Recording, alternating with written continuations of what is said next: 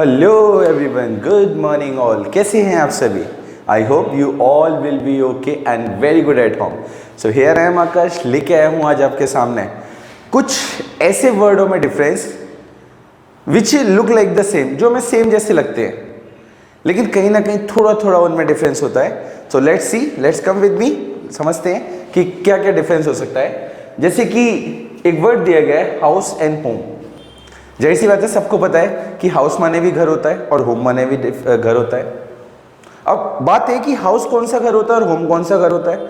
अगर मैं किसी से पूछूं तो लोग अलग अलग तरीके के जवाब देते हैं। कोई कहता है कि हाउस छोटा घर या होम बड़ा घर, कोई कहता है हाउस खाली घर या होम जिसमें लोग रहते हैं, कोई कह रहा है और पता नहीं लोग क्या क्या कहते हैं कि मेरा घर तो हाउस, दूसरा घर तो होम, और ना यानी क्या कहते होंगे। लेकिन समझते हैं हाउस क्या होता है और होम क्या होता है। तो समझो, जब हम किसी इंसान को बाहर से मेंशन कर रहे हैं कि ये मेरा घर है, तो बाहर से कोई भी घर हो, चाहे वो छोटा हो, बड़ा हो, ईंट पत्थर का हो, लकड़ी का हो, घास फूस का हो, झोंपड़ी टाइप हो, कैसा भी हो, XYZ कैसा भी हो, बाहर से कोई भी घर कहलाएगा हाउस। क्या कहलाएगा?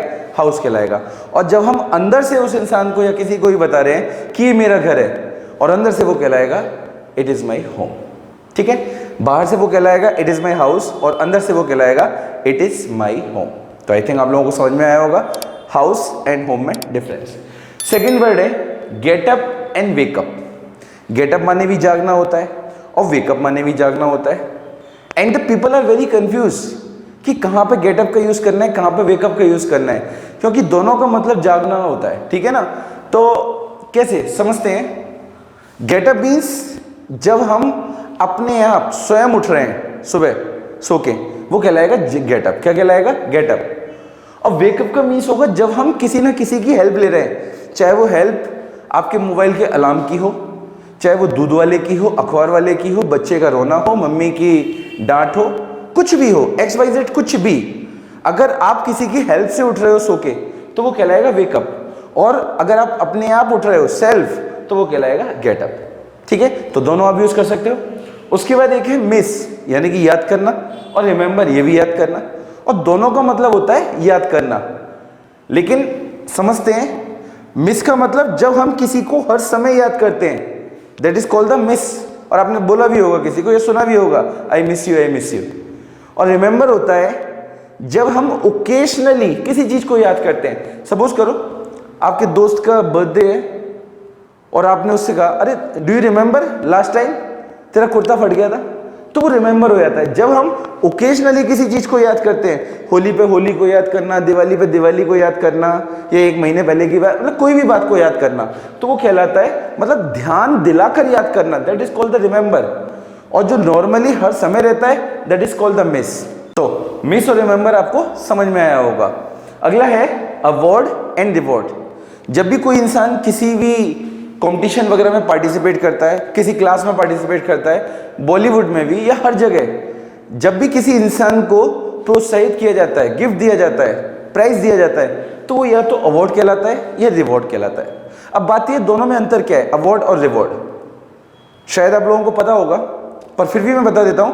अवार्ड वो होते हैं जो हम दूसरों को दिखा सकते हैं। घर में ट्रॉफी हो सकती है जो हम दूसरों को दिखाते हैं, जिससे हर साल हमें धूल सफाई करनी होती है ना। सर्टिफिकेट्स हो सकते हैं, कुछ भी हो सकता है अवार्ड में। लेकिन रिवॉर्ड में जरूरी नहीं कोई आपको गिफ्ट ही मिले, कोई प्राइज ही मिले। रिवॉर्ड में अवार्ड या प्राइज के अलावा लोगों की तालियां भी हो सकती हैं।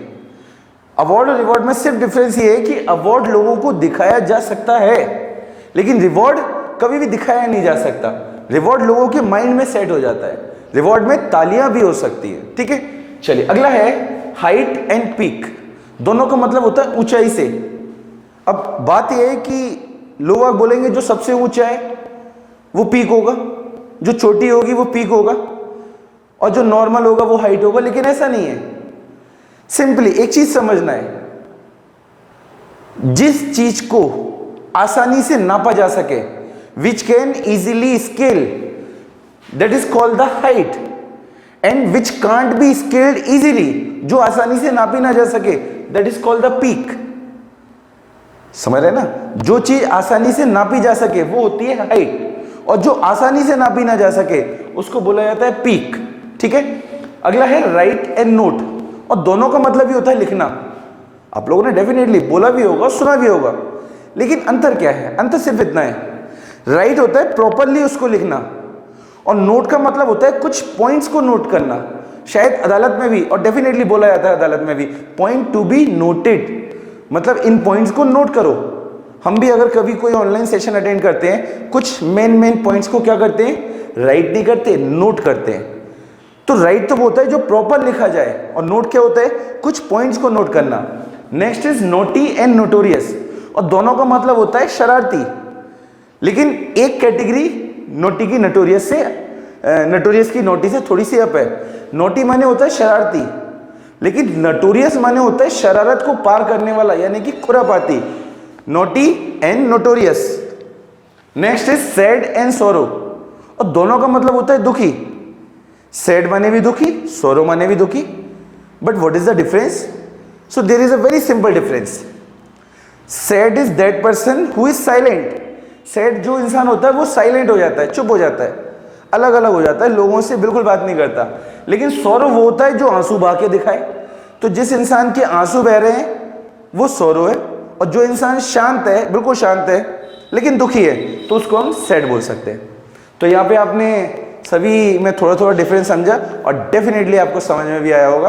तो बस जब भी अगर आपको कोई ऐसे दो वर्ड मिले जो सिमिलर लगे, तो बस कमेंट में उनको लिखिए, मैं आपको डेफिनेटली उनका सेंस बताऊंगा, दोनों में डिफरेंस बताऊंगा। अगर ये वीडियो समझ में आई हो, पसंद आई हो, तो बस कमेंट कीजिए और ज़्यादा से ज़्यादा लोगों के साथ शेयर कीजिएगा, और बने रहिएगा हमारे साथ इसी तरीके से कुछ नई चीज़ों को जानने के लिए। Thank you so much.